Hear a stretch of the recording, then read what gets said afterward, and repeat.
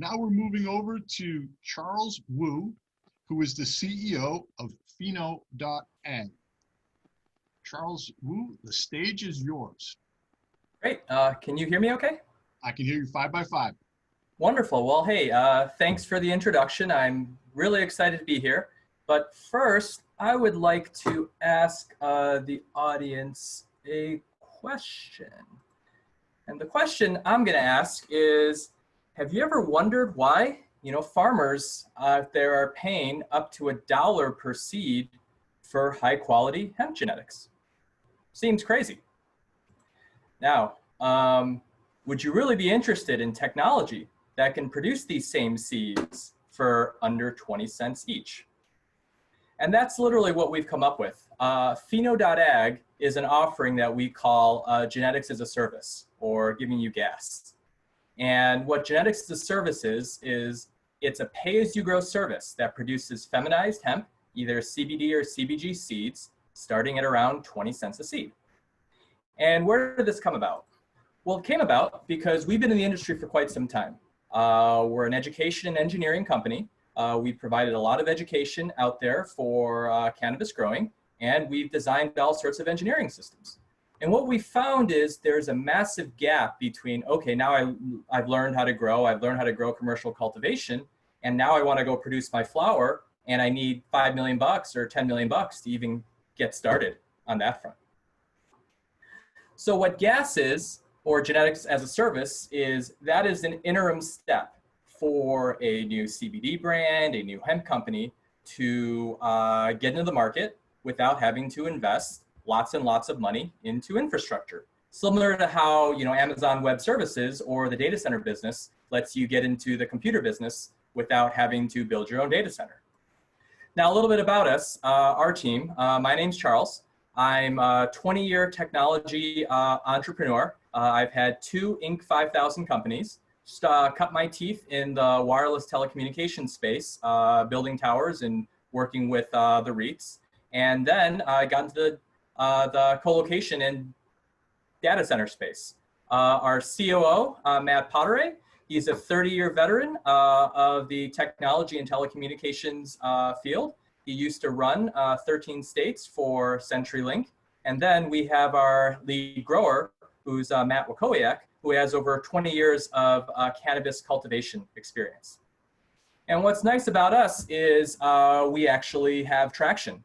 So last year, through the training and consulting business, in terms of how we came up with this concept, we did about close to $1 million in revenue. And you can see on our tax return, we did about almost $400,000 in taxable income. In 2020, we launched this gas initiative, and we're at about $90,000 right now year to date on our pilot. So let's talk a little bit more about what gas is and what can it get you. So everyone says, oh, I can grow one plant, but truly growing consistent plants at scale is really difficult. And what we do is we offer it essentially as a service on a per light basis. So if you want to produce seeds, it's basically $700 a month per light.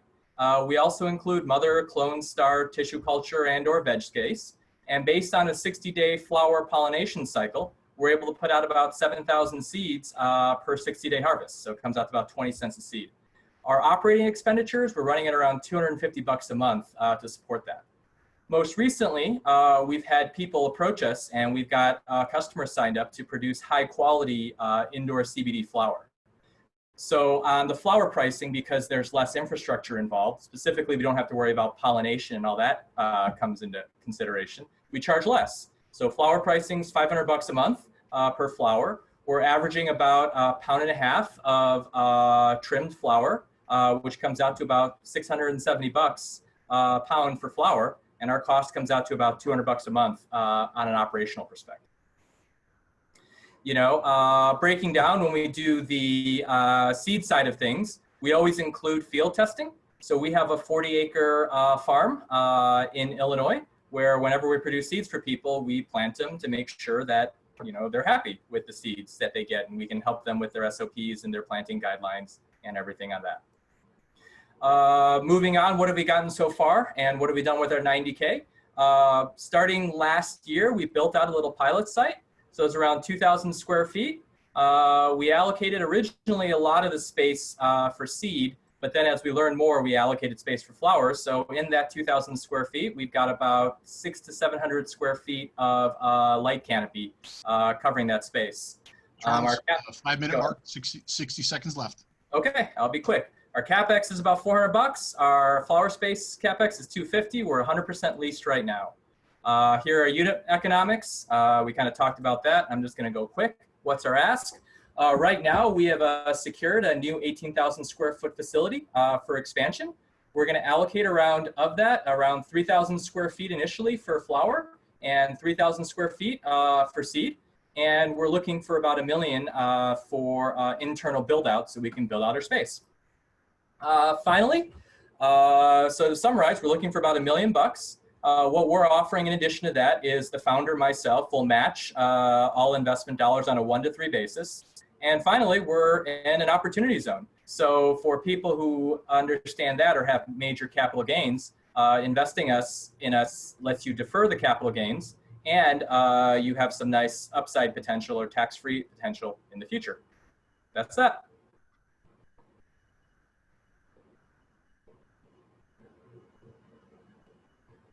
Hey, kudos to you for putting out your tax returns. I'd like to see everyone. Yeah, very creative. Yeah, that was very, very good. Hey, do you guarantee my genetics throughout the entire process? How do you avoid against any cross-contaminations? Well, in terms of the actual seed production chambers, they are sealed. They have HEPA filters, and then we use a variety of air handling technologies that are ozone-based and infrared-based to basically kill things outside. For pollination, we obviously will pollinate inside the area. And ultimately, from the genetics side, assuming we get genetics from the customer, I mean, we also have some genetics, but in many cases, the customer is giving us their genetics to do this. Now, we do have one customer where we did, a genetics lease, so they have to pay a royalty fee to a seed company. So they pay our, think of us, we're like the co-location space, we're the data center, we're the rack, and the remote hands to run it. And now the genetics might be your software application or your IP. So there's an IP fee on top if they don't have genetics. Now, the other thing that's interesting is for a lot of, with how the farm bill works, if you're a farmer producing for yourself, you don't, assuming you haven't signed a material transfer agreement that limits you, the seed patents don't cover self-production right now for hemp. So literally a farmer, we've got one person who's basically, they bought some seeds from somewhere, they grew some plants, and then we're taking some cuttings and starting a cycle for them based on what they bought. And that basically, if he grows for himself, it's fine. He can't resale those sorts of seeds. Thank you. Hey, very nice. I have a question. One of my clients or portfolio companies is actually one of the largest producers of genetics in the hemp seed business throughout the U.S. And so I was kind of curious, where I don't know if I caught this. Where were you located, and how were you going to use the money? So we're in Chicago, a suburb of Chicago. We are going to use the money for internal build out of the building. So we've acquired the building, and effectively with COVID and stuff, with the training business is what it is, I can't access loan monies for the inside. So that's what we're doing on that side from that perspective. And we would be interested in talking to your portfolio company, because basically we have some people that have genetics, but we have a lot of people that don't have genetics. And they say, oh, do you have a genetics partner that can provide for that? Yeah, I'd love to be able to connect you. One of the things I was curious about also is just as far as your customer acquisition, what's your go-to-market strategy for your customer acquisition in finding customers who want to be in this shared or rack space type of, I think it's a really cool concept. I like that too. But I wanted to know, how are you going about, what type of customer are you trying to target, and how do you plan on doing that? So we have a training business, and our training business basically teaches you how to cultivate indoors, whether it's hemp CBD or other sorts of indoor flower.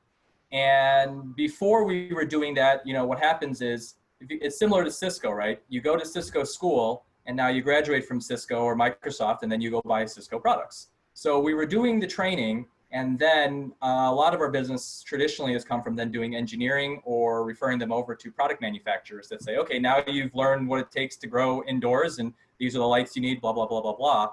And effectively, this was just a big gap we were running into, and more so on the CBD side than the THC side, just because we operate in what's called limited license states, right? So if you got a license and you're one of 50, you know, you can raise money. But for the CBD guy that learns and now they want to grow indoors, they're like, well, I don't have $500,000 or $1 million to kind of just get the thing up and running. And you can put the money in, but you still have to learn how to grow and run things properly. So we've got a pretty good training business. We're in the process of relaunching that. That's historically brought us, you know, plenty of customers. We also have some fairly solid partnerships on the training side. One of our biggest partnerships right now is a platform called Tillable. Think of them like the Airbnb of farmland. And it was like former Monsanto Climate Corp guys, and they've got about, for the Midwest, 12,000 farmers and a little over 500,000 acres on their thing. So, you know, we've been doing some hemp stuff with them too. Hey, Very cool. hey Charles, Mhm. thank you for being well explained. And the value proposition is clear. I was wondering if you just maybe spend a minute, I'm not sure how much time we have, giving me a little bit better sense of how you're able to achieve 20 cents instead of $1. And if that process is patented. 30 seconds, Charles, if you could. I mean, from 20 cents versus $1, keep in mind, $1 is a sell price. So usually today what's going on is most companies out there are vertically integrated seed companies where the average cost of seed production is somewhere on the low end from 15 to about 35 cents. And then they sell on the market anywhere from 50 cents to $1. So what we're doing in terms of the process, what we've done differently is we are offering it on a co-location model. And then we have a cool concept called remote hands. And I'll just show you this screen share real quick. Let me just share my screen here, where we have actually outfitted our technicians with head cams. So, you know, here's a picture of one of our guys, you know, looking at stuff. You can see there's the little camera. Can you guys see my screen okay, or can you see the picture? I can. If you could finish up, Charles, we'd appreciate it. Yeah, okay, you can see the camera, and then they literally get to, like, imagine looking through a Zoom meeting, but someone's kind of working on your plants, and they offer that remote hands. So. Outstanding, Charles. Well done. Greatly appreciated. And I would encourage you to check the chat room. There is somebody there that says they would like to cut you a check. Oh, even better. Yeah, Thank you. even better. Thank you very much. All right. Thank you, Charles.